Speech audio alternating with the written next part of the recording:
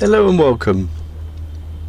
It's a lovely start of spring day, and everyone's over Camden Town, as you can see. The local paper, the Camden New Journal, said that in 2023 an estimated 30 million people make their way to Camden Town each year. You know, I mean, it's not surprising when you see the numbers of people strolling around, but it still sounds mind-blowing. There is the Roving Bridge.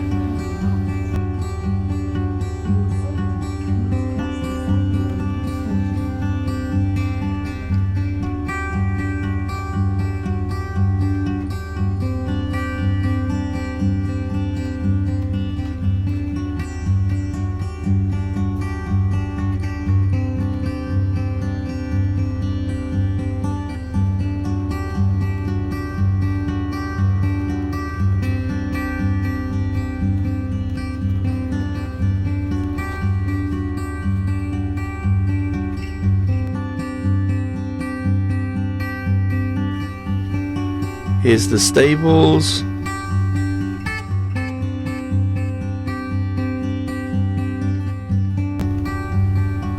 That's the roundhouse, and we'll talk about those in a minute.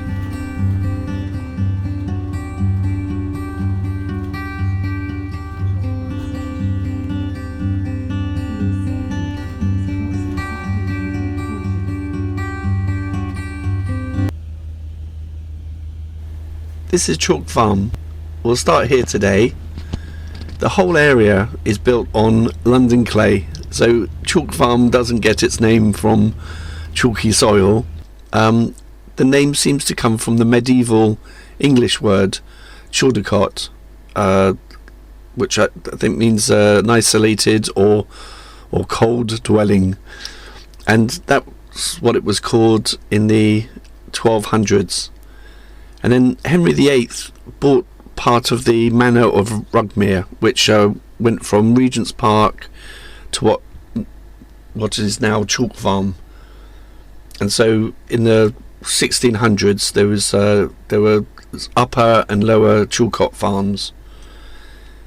So when the estate was sold to the Baron Southampton in 1786, it was described as commonly known as Chalk Farm. So pretty much since then. The area was also notorious for duelling during the Regency era, when the whole area was open fields. And in the 1800s, Londoners, they'll go out for a day out at Hampstead Wells on weekends and holidays. That's where the Fleet River that comes down to the Thames at Blackfriars Bridge. That starts up at Hampstead, and that's where people go to for a cold plunge, which it's very popular to do today as well. And on the way back, they would stop off at an inn here, which was called the Chalk Farm Inn. And in 1837, thousands of people apparently turned up to watch a wrestling match here. On that note, if you keep going up the road here, there's a couple of pubs. There's the Steel, and the pub opposite that was a very famous boxing pub. So people, you get a lot of the fame in the 1950s. You get a lot of famous boxers would go in there, and they had a boxing ring at the back. There's a book called The Thief at the End of the World: Rubber, Power and the Seeds of Empire by Joe Jackson.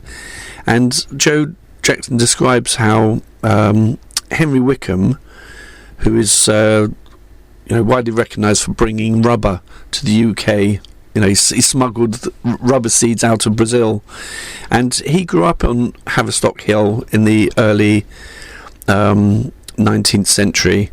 Because his parents, they were concerned about he had breathing issues.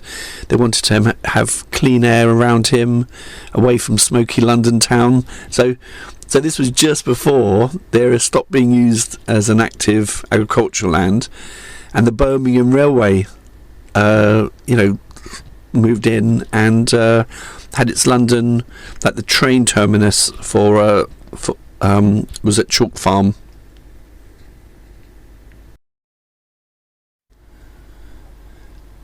The London and Birmingham Railway, they created a train line that went from Birmingham down to Euston. So that was for the passenger traffic. So that was in about 1837. And then a couple of years later, they created the Camden Goods Depot. So that was established in 1839. So this whole area, the Camden Goods Depot, it was connected to the canal, which is just down from here, and so the trains would bring goods down to here, and then they could then be put on the canal boats and distributed around by canal. So that's what the Roving Bridge was for. It was a way to for the horses to be able to continue going up the river or down the river, be able to cross over. So that lovely bridge at Camden Town by the canal is called the Roving Bridge, and it was for the horses. And then that was so you've got the roundhouse, which was built in 1846, a couple of years later, and that was like a goods engine shed, and it also, for turning the trains round. And then you've got the stables, which were built in 1855. So they were for stabling the horses that worked at the depot or in the carriage of goods. And it was about this time there was an explosion in residential building in this whole area. In the Booth maps, which were much later, but they show the existing structure for this whole area, and it didn't really change much until my dad was a teenager in the 1950s, early 60s.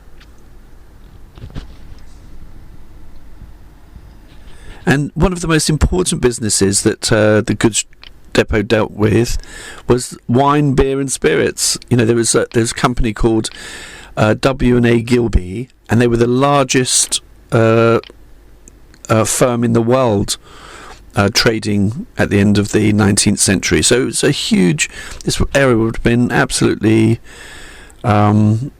chock-a-block, just the wine and beer. The beer trade in this area was also really big. It served the needs of the capital, the whole of London, from the beer stores in the goods yards, which were here in Chalk Farm.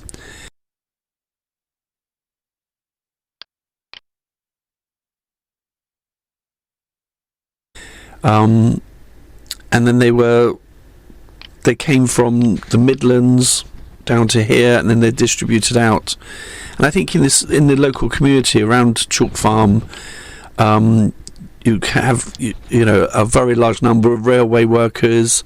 So off shift, obviously they would be in the pubs, and we had a large amount of piano manufacturers in the area as well.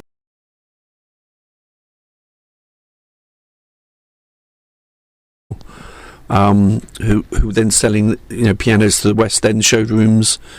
So strategically it was a really busy place, and so and it sort of serviced London, and also serviced like the huge amount of workers in who are here, beer wise, I mean. So let's start on the other side of the bridge over Chalk Farm.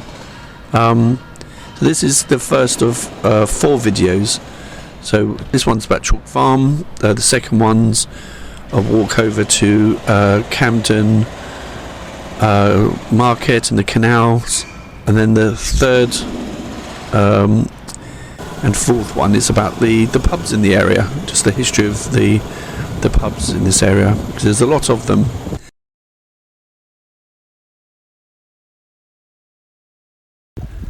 And you can see we've got the bridge here. There was a fire here a few months ago, and it shut down almost the entire train network in the UK.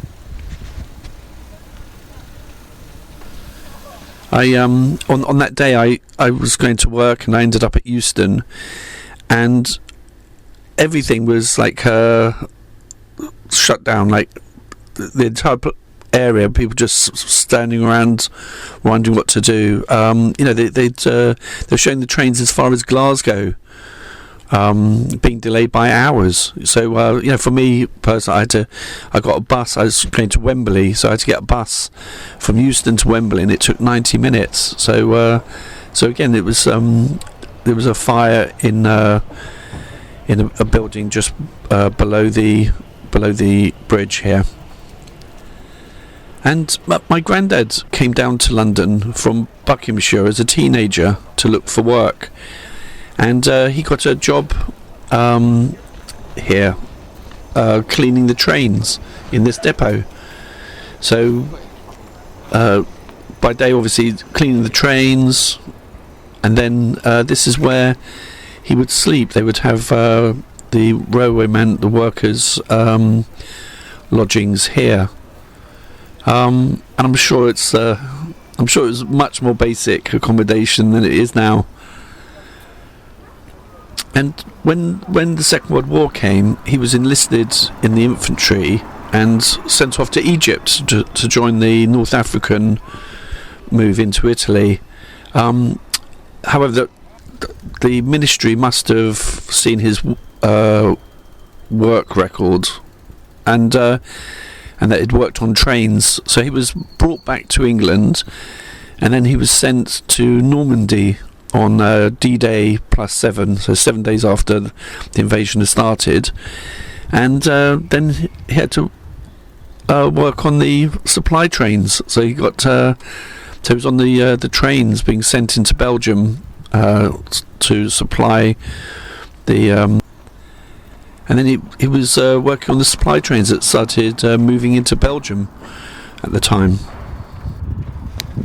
So having started off here, started off as a train cleaner, and then during the war he became a fireman, shoveling the coal into the boiler on the trains, and then he was a train driver, and then finally he was a train instructor by the end of the war. So, very interesting. But that all started here, and again, that this was coming to the end of this 100-year plus history of the area being very much railway focused. So I'll stop there, and in my next video we'll have a walk down to Camden Market and have a look around the canals.